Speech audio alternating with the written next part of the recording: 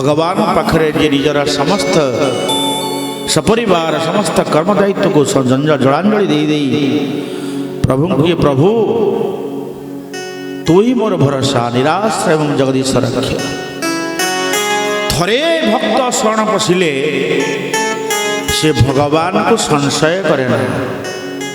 जदि शरणापन्न भक्त मनरे टिके संदेह आसिला प्रभु ता ठारू दूरे जाती।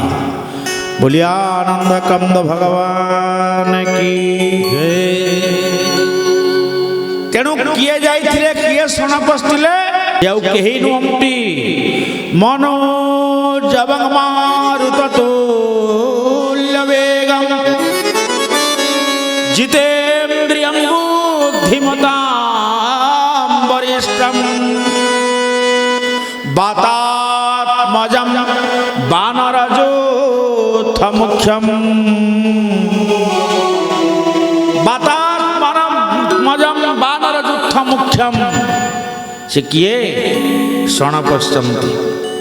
शरणापन्नर आ गोटे ना अलगा हो जाए।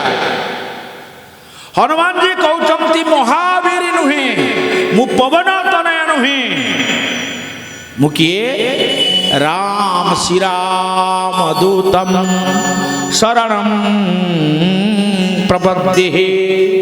दूत सेवक चाकर यही मनोभाव आसिले जीव शरणागतिर बाट पाई।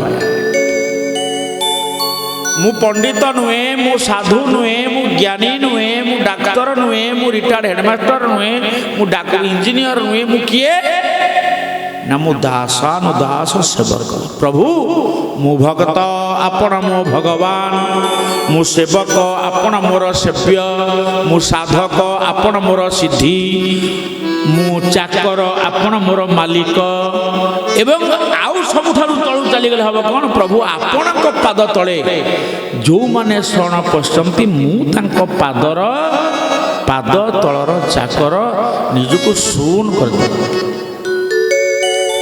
तेणु सदिना गोपी माने पचारथिले कहरे मुरली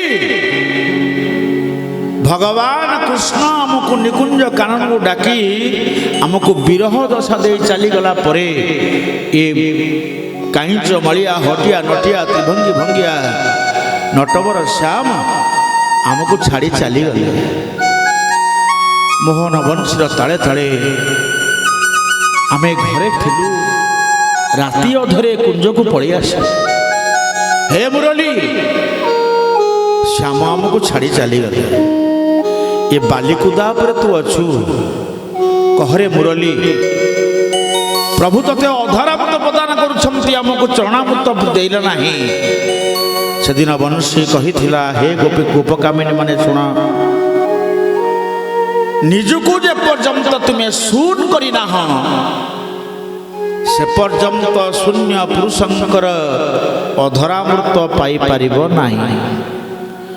गोपी पचारे भगवान कृष्ण सबदिन बंशी को निज ओठरे लगौथिला बरे गोपी मान को कहीं पाद तलर सेवा प्रदान करुनाम छाड़ी पड़े गई। बंशी से उत्तर देला कहला निजको शून कर दियंतु। शून माने कौन बतिला से कहले प्रथमे मते बुदारू अलगा कर दिया गला। बंशी कौथिरे तैयारी काठेरे ना बाउंशरे ये जानना बाउंश बड़ पाटे उत्तर देले बढ़िया लगे। बाउंशटा बुदारे थाए ना अलग गोटे गोटिया गछ होता है बुदारे थाए। बाउंश बुदा होची तार घर बंशी जी तैयारी करिबा प्रथमे बुदार ताको अलग कर दो।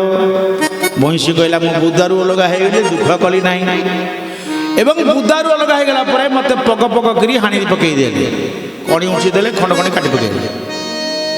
तथापि मु दुख कली नाही। जो खंडक बंशी तैयारी हबो सेई खंड को नहीं से कारीगर नहीं ततला निया भितर सेकिला।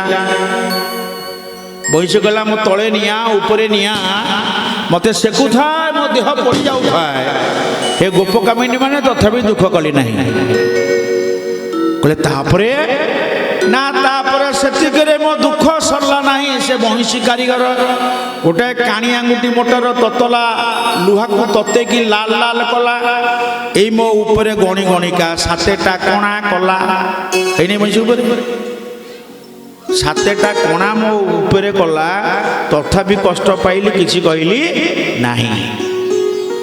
ଗୋପୀ ପଚାରିଲେ ତାପରେ କ'ଣ ହେଲା?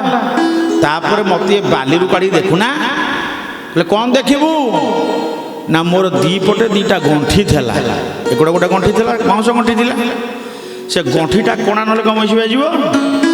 ଆଉ ଗୋଟାଏ ମୋଟା ଲୁହାକୁ ତତେଇକିରି ଏ ମୁଣ୍ଡ କଣା କରିଦେଲା, ସେ ମୁଣ୍ଡ କଣା କରିଦେଲା। ମୋର ଭିତରେ ଦେଖିବ ଶୂନ, ଉପରୁ ଦେଖିବ।